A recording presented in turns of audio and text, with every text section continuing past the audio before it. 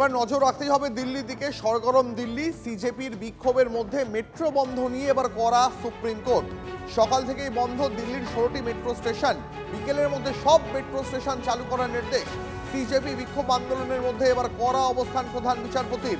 নির্দেশ না মানলে কড়া পদক্ষেপের হুঁশিয়ারি সর্বোচ্চ আদালতের। আরো একবার জানাবো আপনাদের, দিল্লিতে কখনো জনতা পার্টির বিক্ষোভের মধ্যেই মেট্রো বন্ধ নিয়ে এবার কড়া বার্তা সুপ্রিম কোর্টের।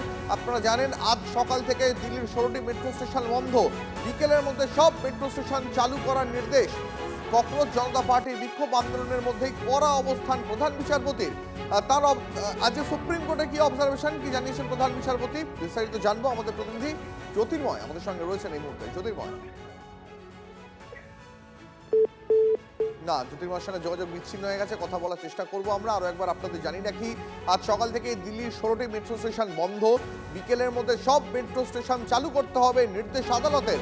সিজেপির বিক্ষোভ আন্দোলনের মধ্যে এবার কড়া অবস্থান প্রধান বিচারপতির। নির্দেশ না মানলে কড়া পদক্ষেপের হুঁশিয়ারি সর্বোচ্চ আদালতের। কখনো জনতা পার্টির আন্দোলন বিক্ষোভের জেরে সকাল থেকে দিল্লির 16টি মেট্রো স্টেশন বন্ধ। আজ বিকেলের মধ্যে সবকটি মেট্রো চালুর নির্দেশ এবার প্রধান বিচারপতির। কড়া অবস্থান প্রধান বিচারপতির। সিজেপি বিক্ষোভ আন্দোলনের মধ্যেই এবার কড়া অবস্থানের কথা জানিয়ে দিল সুপ্রিম কোর্ট। আমাদের প্রতিনিধি জ্যোতির্ময়ের সঙ্গে আবারও যোগাযোগ করতে পেরেছি। জ্যোতির্ময়, যেমনটা আমরা জানতে পারছি, দিল্লির সবকটি মেট্রো স্টেশন যে কটা বন্ধ রয়েছে আজ বিকেলের মধ্যেই চালু করতে হবে। একেবারে কড়া পদক্ষেপের হুঁশিয়ারি দিয়ে বা জানালো সর্বোচ্চ আদালত। দেখো, গতকাল থেকে দিল্লি মেট্রো যান চলাচল নিয়ন্ত্রণ করা হচ্ছে। এমনকি যেদিন এই ঘটনা ঘটেছে অর্থাৎ 21শে জুলাই, সেদিনও মেট্রো সাময়িকভাবে বন্ধ করা হয়েছিল। এবং গতকাল থেকে দিল্লির সাধারণ মানুষের জনজীবন কার্যত বিপর্যস্ত, কারণ মেট্রো দিল্লির লাইফ লাইন হিসেবে কাজ করে।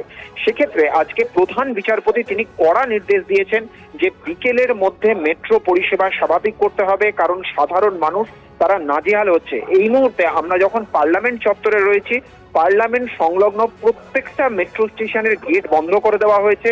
এমনকি প্রায় 5 কিলোমিটার রেডিয়াসের মধ্যে সেন্ট্রাল দিল্লির সমস্ত মেট্রো স্টেশন বন্ধ রয়েছে। শুধু মেট্রো স্টেশন বন্ধ নয়, তার পাশাপাশি ইন্টারনেট বন্ধ রয়েছে। ইন্টারনেট বন্ধ থাকার কারণে এখন মানুষ অধিকাংশ ক্ষেত্রেই পথে ঘাটে তারা ডিজিটাল পেমেন্ট করে। সেই ডিজিটাল পেমেন্ট করা যাচ্ছে না। বিভিন্ন জায়গাতে এটিএম কাজ করছে না। সব মিলিয়ে কিন্তু দিল্লির জনজীবন সম্পূর্ণভাবে বিপর্যস্ত হয়ে গিয়েছে। আর এই বিষয়গুলি আজকে প্রধান বিচারপতির নজরে আনা হয়। প্রধান বিচারপতি গতকাল এই দিল্লির যে পরিস্থিতি, সেই পরিস্থিতি নিয়ে সুমোটো মামলা গ্রহণের আবেদন খারিজ করে দেন। কিন্তু আজকে তিনি দিল্লি মেট্রো নিয়ে নির্দেশ দিয়েছেন যে বিকেলের মধ্যে মেট্রো চলাচল স্বাভাবিক করতে হবে। ধন্যবাদ জ্যোতির্ময়।